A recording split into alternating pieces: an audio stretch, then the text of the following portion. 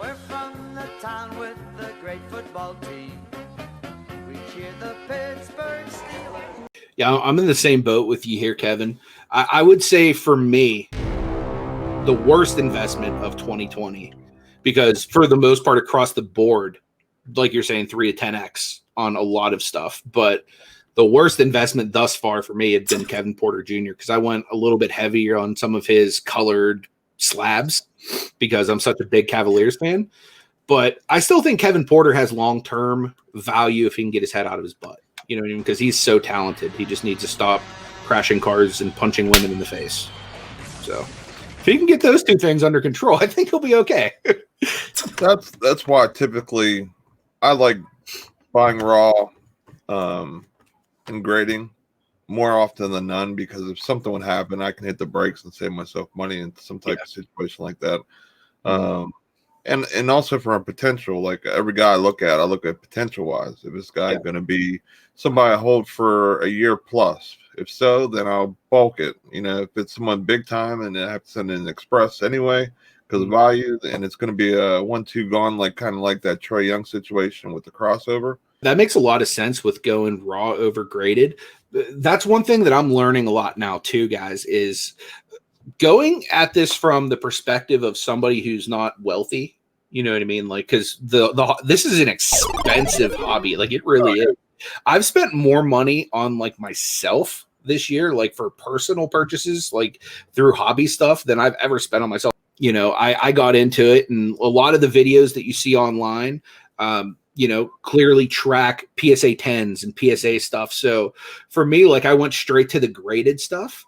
And like Nate was saying, like, I didn't leave myself the ability to pump my brakes on Kevin Porter. You know what I mean? So unless Kevin Porter bounces back, I'm going to lose a lot of money on him because I was buying in at his highest for the most part. You know what I mean? And I was buying in at graded prices, and not only graded prices, but like tricolor prices, you know, Fanatics, Wave prices, like that type of stuff. So, you know, it kind of bit me a little bit there. Not that buying graded is bad. I think buying graded can be really good if you have enough money to make that sustainable. Like, for example, like if you're one of those guys and you might have like 100K at any given time. You can go out and buy stacks of, you know, graded cards like Gary V does, like on, you know, Durant or Luka or whoever he's going after next. You might be able to go and get stacks of Gem Mint 10s, but I can't afford that. And if I did that, my wife would probably leave me. You know what I mean? So for me, it's like now, not only am I trying to cash in on the Gem Mint 10s at their highest value and then replenish with raw and keep regrading. I think the easiest thing, like Nate said, is if you get a good eye for it, and really you have to have a good eye for it, because if you don't have a good eye, you can buy a lot of stuff that's going to grade poor and you can lose money. But if you have a good eye for it and you're good at prospecting talent, you can make a lot of money and mitigate a lot of risk buying raw and grading. So that's really like the big shift I'm doing as far as my personal investing, because if you look at it this way, like the last card that like broke the straw of the camel's back, I bought Hoops Damian Lillard. It was like right when the bubble started. And I sent it to Nate. I was like, dude, look at this sick PSA 9 I got of Dame Lillard. And Nate's like, bro, you could have got that raw for $30. And like instantly I wanted to throw up in my mouth. I didn't burst the bubble, but we got. I'm just, you know, trying to give them the truth. Yeah. Like so eventually I'm like, I'm feeling sick to my stomach seeing this big amount of money I could have saved. For the amount that I bought that Lillard graded, I probably could have gotten like 5 or 6 of them raw. You know what I mean? So like that was one of the things that was like, I'm doing this the wrong way, because I'm not one of these people that can buy in, you know, a whole bunch of stuff graded at one time. You know what I mean? But I can very easily take the same, you know, $150, $200 I'm going to spend on one graded card, and I can break that down into 5 to 10 raw cards, get them graded, and make substantially more money. So that's just like one of the, you know, little tricks I've been trying to implement to kind of maximize my personal investments on a limited budget. But getting them at a lot cheaper prices than having to wait and everything else. Then if you don't like doing PSA submissions, send them on to me. I'll take care of them for you. And, you know, you can get a lot more for your buck. And honestly, if you buy 5 cards for the same price of what that one PSA 10 would cost or whatever, say 3 of them turn out 10s and 2 become 9s or 8, 9 or whatever, you're still way ahead of the game. You know, you just got to wait on that money and that time. So some people like buying one slab and waiting. Some people like doing the whole grading process. But either way, it's cool with me. Yeah, I mean, I still do both. Like, because I go, most of the stuff I buy on eBay now, unless it's like one person I'm targeting, I just go with the, you know, listings that are ending. So that way I can get like the cheapest deals possible. So I still will buy slabs if I can get them at a good deal. You know what I mean? If they're undervalued, I'll still pick them up all day, every day.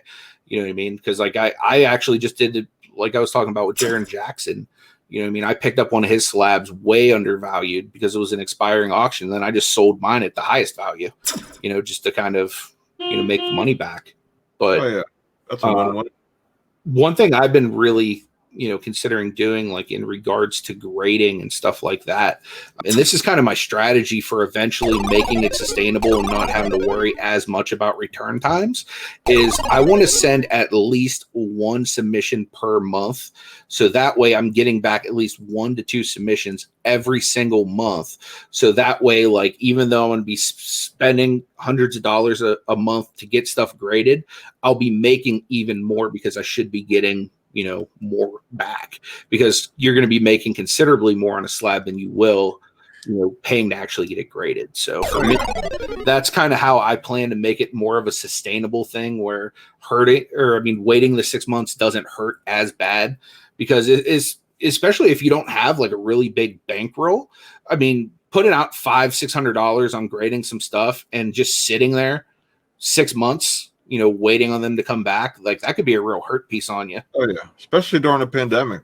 So that, you know, if you could do it, do it. If not, then you're able to do things by getting graded. It just really depends on when you pull that trigger. What I would suggest is, if anybody's able to, like, I know everybody's situation's a little bit different, but if you're even able to take a little bit of the stimulus you just got or are getting and invested in getting some of your better cards graded, it'll basically say, you know, say even if you were to take, you know, 100 out of it or 200 out of it or something like that, just like a smaller percentage, right?